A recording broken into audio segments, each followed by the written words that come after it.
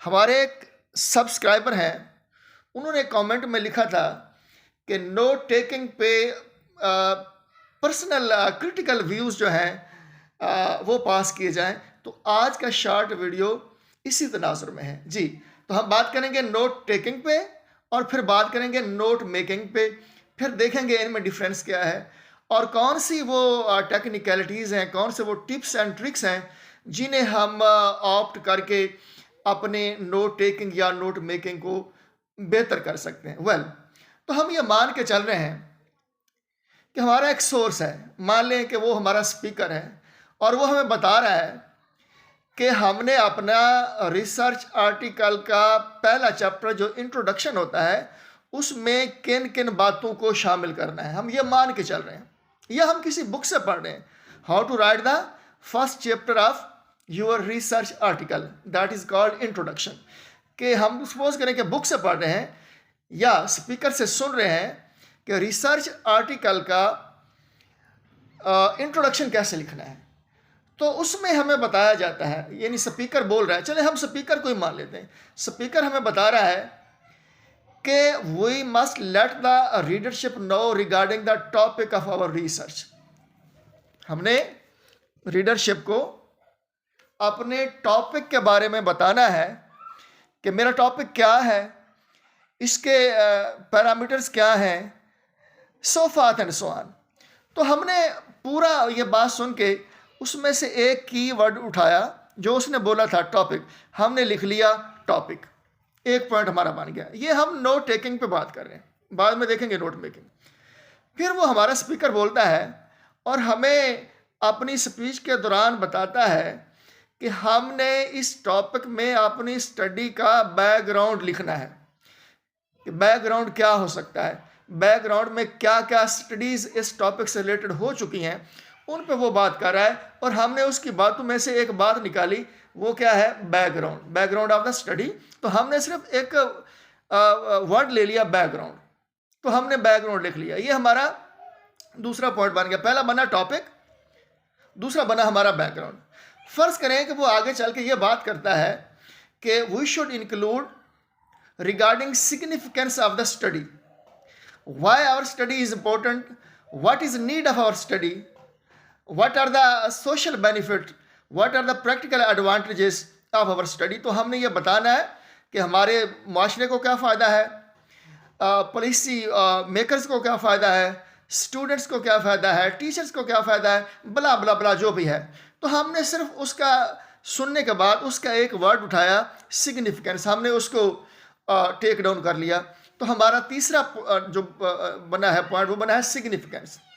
फर्ज करेंगे फिर मज़ीद वो आगे बात करता है और वो हमें यह बताता है कि हमने अपने इंट्रोडक्शन के चैप्टर में रिसर्च क्वेश्चन और हाइपोथेसिस को इंक्लूड करना है। तो फिर वो हमें बताता है कि अगर हमारी रिसर्च क्वालिटेटिव किस्म की है तो फिर हम रिसर्च क्वेश्चन डेवलप करेंगे, और अगर हमारी रिसर्च क्वांटिटेटिव नेचर की है तो फिर हम हाइपोथेसिस डेवलप करेंगे। फ़र्ज़ करें कि हमने रिसर्च क्वेश्चन लिख लिया और हाइपोथेसिस भी लिख लिया, ये दो पॉइंट और हमने लिख लिए। ये हम नोट टेकिंग की बात कर रहे हैं, ये हमारे नोट टेकिंग हो रही है, टेक डाउन हम कर रहे हैं। फिर वो आगे चल के हमें बताता है कि हमने इस चैप्टर में objectives of the study set करने हैं, हमारी स्टडी के आदाफ क्या है, मकासद क्या है, वो हमने बयान करने हैं। और हमने वर्ड लिख लिया ऑब्जेक्टिव्स, यानी अभी अगला पॉइंट हमारा क्या है, वो है ऑब्जेक्टिव्स। फिर वो आगे चल के हमें बताता है कि आपने अपनी स्टडी की डिलिमिटेशन भी बतानी है। डिलिमिटेशन और लिमिटेशन पे पहले एक शॉर्ट वीडियो हमने नुक्ता पॉइंट पे अपलोड कर रखा है, अगर वो उसको देख लिया जाए तो और भी आसानी हो सकती है जी। तो हम डिलिमिटेशन का भी एक पॉइंट हम बना लेंगे। तो हमारे अब नोट टेकिंग में क्या आ रहा है, topic, background, significance, research question, hypothesis, objective, delimitation, so forth and so on. ये हम मान के चल रहे हैं। ये हमने एक सोर्स से डाटा लिया है और हमने जैसा उसने बोला है वैसे ही हमने इसको टेक डाउन किया है। इसको बोलते हैं वर्बैटम, वर्बैटम यानी जैसा हमने सुना वैसा हमने उसको लिख लिया, लेकिन शॉर्ट फॉर्म में। ये वर्बैटम को हम कॉपी पेस्ट भी किसी हद तक कह सकते हैं। बहरहाल हमने उसी की वर्डिंग में अपने नोट्स बनाए हैं। सोर्स हमारा सिंगल है, चाहे वो बुक हो जाए या कोई स्पीकर हो जिसको सुन के हम नोट्स बनाते जा रहे हैं, अपने पॉइंट्स बनाते जा रहे हैं, इसको कहते हैं नोट टेकिंग।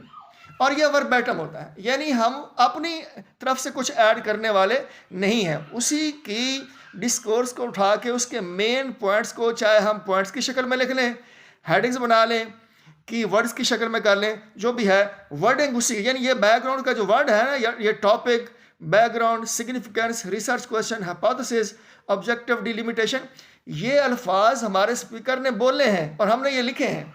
उसने पूरी डिस्कोर्स दी, हमने उसके मोटे मोटे की वर्ड्स उठाए उसी के और उसको नोट कर लिया। ये हमारा हो गया नोट टेकिंग। सोर्स हमारा क्या है? सिंगल है। वो हमारा क्या है? स्पीकर है, हमारा टीचर जो हमें बता रहा है how to develop introduction section of your study. तो अब हम ये मान के चल रहे हैं कि नोट मेकिंग में हमें एक सोर्स से फ़ायदा उठाना होता है या एक से ज़्यादा का।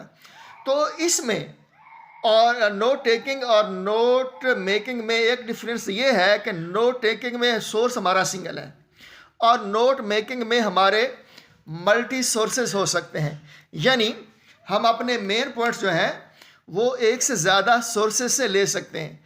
बुक भी हो सकती है, कोई वीडियो भी हम देख सकते हैं, किसी स्पीकर को सुन सकते हैं, किसी लाइब्रेरी को विज़िट कर सकते हैं, सो फाथ एंड सो ऑन। तो हम वो जो नोट्स बनाएंगे वो हमारे कहलाएंगे नोट मेकिंग। और पीछे हमने ये पढ़ा है वर्बेटम कि नोट टेकिंग में वर्बेटम को फॉलो करेंगे, लेकिन नोट मेकिंग में ऐसा नहीं होगा। हम अपनी पर्सनल अंडरस्टैंडिंग के लिए सेंस को अंडरस्टैंड करने के बाद अपनी वर्डिंग में लिख सकते हैं। उसमें हमने अल्फाज स्पीकर के ही इस्तेमाल करने हैं, कीवर्ड्स वही लिखने हैं, लेकिन नोट मेकिंग में हम मल्टीपल सोर्सेस को यूटिलाइज करेंगे और कंसेप्ट्स को मैच्योर करने के बाद अपनी वर्डिंग में लिखेंगे अपनी अंडरस्टैंडिंग के लिए। तो एक तो फ़र्क इसमें ये है। और टिप्स और ट्रिक्स में हम ये कह सकते हैं कि ये जो हम नोट मेकिंग या नोट टेकिंग करते हैं, इसमें हम पर्सनलाइज्ड एब्रीवेशन इस्तेमाल करते हैं। सपोज पूरा तो नहीं लिखा जा सकता, टाइम हमारे पास थोड़ा होता है, शॉर्ट वीडियो भी हो सकता है, लेक्चर भी हो सकता है, टाइम की किल्लत है। तो फ़र्ज़ करें कि वर्ड बोला गया लिटरेचर, हम उसको लिख लेंगे लिट। वर्ड आया लैंग्वेज, हमने लिख लिया LG। वर्ड आया लिंग्विस्टिक्स, हमने लिख लिया लिंग। वर्ड आया पोस्ट मॉडर्न या पोस्ट कलोनियलिज्म, पोस्ट कलोनियल या पोस्ट कलोनियलिज्म, मान लें कि पोस्ट कलोनियल का वर्ड आया, आपने लिख लिया पोको। वर्ड आया पोस्ट मॉडर्निज्म या पोस्ट मॉडर्न, हमने लिख लिया इसको पोमो।